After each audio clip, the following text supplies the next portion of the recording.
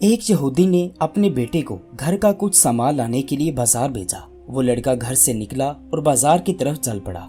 وہ چلا جا رہا تھا کہ اس کی نظر نبی پاک صلی اللہ علیہ وآلہ وسلم پر پڑی۔ نبی پاک صلی اللہ علیہ وآلہ وسلم نے بھی اس کو دیکھ لیا۔ لڑکا وہیں بیٹھ گیا اور پھر وہیں بیٹھا رہ گیا۔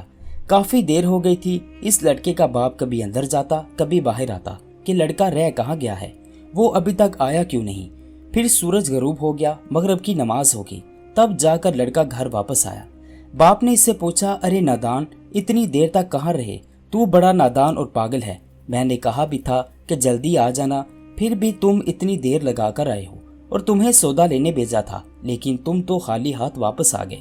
سودا کہاں ہے سودا؟ لڑکے کو باپ کے لہجے سے پتا چل گیا کہ وہ بہت غصے میں ہے۔ لڑکا نیچی آواز میں بولا، سودا تو میں خرید چکا ہوں۔ باپ نے کہا، کہاں ہے سودا؟ بیٹے نے کہا، میرے پاس ہے۔ باپ نے کہا، کیا پاگل ہو گئے ہو تم؟ میں نے تجھے سودا لینے بھیجا تھا، سودا تمہارے پاس ہے نہیں اور کہتا ہے خرید چکا ہوں۔ بیٹے نے کہا، بابا یقین کریں، سودا میں خرید آیا ہوں۔ باپ نے کہا، تو پھر دکھا کہاں ہے سودا؟ یہ سن کر بیٹے نے ٹھنڈی آہ بھری اور کہا، کاش آپ کے پاس وہ آنکھ ہوتی تو آپ کو دکھاتا میرا سودا کیا ہے۔ بابا میں آپ کو کیا بتاؤں میں کیا سودا خرید لایا ہوں۔ باپ نے کہا، چل چھوڑ رہنے دے۔ پھر وہ لڑکا روزانہ نبی پاک صلی اللہ علیہ وآلہ وسلم کی خدمت میں بیٹھنے لگا۔ وہ یہودی کا اکلوتا بیٹا تھا، بہت پیارا تھا، اس لیے باپ نے اسے کچھ بھی نہ کہا۔ کچھ دنوں بعد وہ لڑکا بہت بیمار ہو گیا۔ کافی دن بیمار رہا۔ بیماری کی وجہ سے اتنا کمزور ہو گیا کہ کروٹ لینا مشکل ہو گیا تھا۔ چند ہی دنوں میں وہ موت کے قریب ہو گیا۔ وہ ہر وقت نبی پاک صلی اللہ علیہ وآلہ وسلم کو یاد کرتا رہتا۔ یہ دیکھ کر یہودی بہت پریشان ہو گیا۔ ایک دن وہ کچھ سوچ سمجھ کر بھاگا نبی پاک صلی اللہ علیہ وآلہ وسلم کی بارگاہ میں گیا اور بولا، میں آپ کے پاس آیا ہوں۔ آپ تو جانتے ہیں میں یہودی ہوں، مجھے آپ کی باتوں پر ذرا برابر بھی یقین نہیں، مگر میرا لڑکا آپ کو دل دے گیا ہے اور اس وقت وہ قریب المرگ ہے، آپ کو رات دن یاد کر رہا ہے۔ کیا ممکن ہے آپ اپنے اس دشمن کے گھر آ کر اپنے عاشق کو ایک نظر دیکھ لیں؟ کیا اس کی یہ آرزو پوری ہو جائے گی کہ وہ مرنے سے پہلے آپ کا دیدار کر لے؟ وہ کسی اور چیز کی آرزو کر ہی نہیں رہا۔ یہ سن کر نبی پاک صلی اللہ علیہ وآلہ وسلم نے جواب نہ دیا، اپنے صحاب کی طرف دیکھا اور ارشاد فرمایا، ابو بکر اٹھو، عمر اٹھو، علی چلو، عثمان آؤ، باقی بھی جو ہیں سب چلے آؤ۔ سب اٹھ کھڑے ہوئے۔ وہ بھی نبی پاک صلی اللہ علیہ وآلہ وسلم کے اس عاشق کا دیدار کرنا چاہتے تھے۔ یہودی کے گھر پہنچے تو لڑکے کی آنکھیں بند تھی۔ نبی پاک صلی اللہ علیہ وآلہ وسلم کا سراپا کرم ہی کرم ہے۔ لڑکے کی پیشانی پر آپ صلی اللہ علیہ وآلہ وسلم نے اپنا دست اقدس رکھا تو فوراً ہی لڑکے کی آنکھیں کھل گئیں، جیسے زندگی لوٹ آئی ہو۔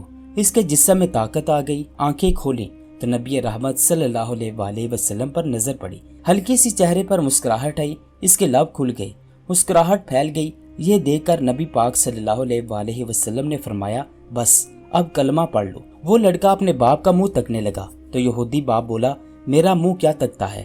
محمد ابن عبداللہ جو کہتے ہیں وہ کر لو۔ یہ سنتے ہی لڑکا بولا، یا رسول اللہ صلی اللہ علیہ وآلہ وسلم، میرے پاس تو کچھ بھی نہیں ہے۔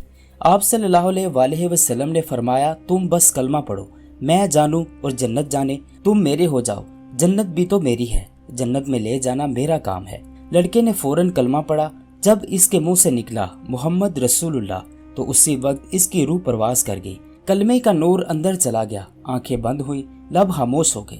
یہ دیکھ کر اس لڑکے کا باپ بولا، محمد، میں اور آپ دونوں مخالف ہیں، اس لیے یہ لڑکا میرا نہیں رہا، اب یہ اسلام کی مقدس امانت ہے۔ کاشانہ نبوت صلی اللہ علیہ وآلہ وسلم سے اس کا جنازہ اٹھے تب ہی اس کی عزت ہے، لے جائیں اسے۔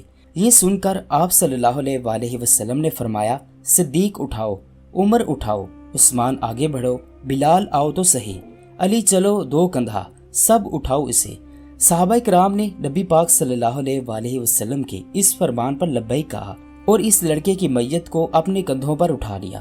نبی پاک صلی اللہ علیہ وآلہ وسلم جب یہودی کے گھر سے نکلے تو یہ فرماتے جا رہے تھے، اللہ کا شکر ہے جس نے میرے صدقے سے اس بندے کو بخش دیا، اللہ کا شکر ہے جس نے میرے صدقے سے اس بندے کو بخش دیا۔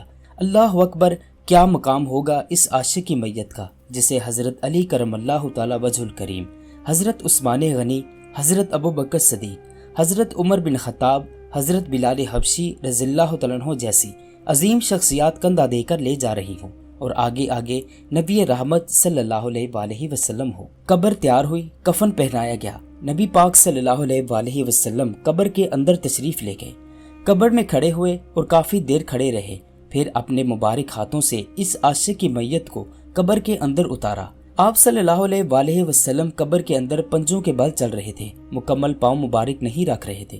کافی دیر کے بعد آپ صلی اللہ علیہ وآلہ وسلم قبر سے باہر آئے تو روح انور پر تھوڑی زردی چھائی ہوئی تھی، تھکن محسوس ہو رہی تھی۔ یہ دیکھ کر صحابہ کرام نے پوچھا، یا رسول اللہ صلی اللہ علیہ وآلہ وسلم کیا ماجرا ہے؟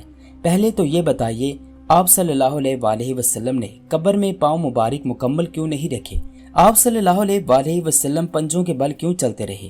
یہ سن کر آپ صلی اللہ علیہ وآلہ وسلم نے فرمایا، قبر کے اندر بے پناہ فرشتے آئے ہوئے تھے، اس لیے مجھے جہاں جگہ ملتی تھی میں پنجہ وہیں رکھتا تھا، پاؤں رکھنے کی جگہ نہیں تھی، میں نہیں چاہتا تھا کہ کسی فرشتے کے پاؤں پر میرا پاؤں آئے۔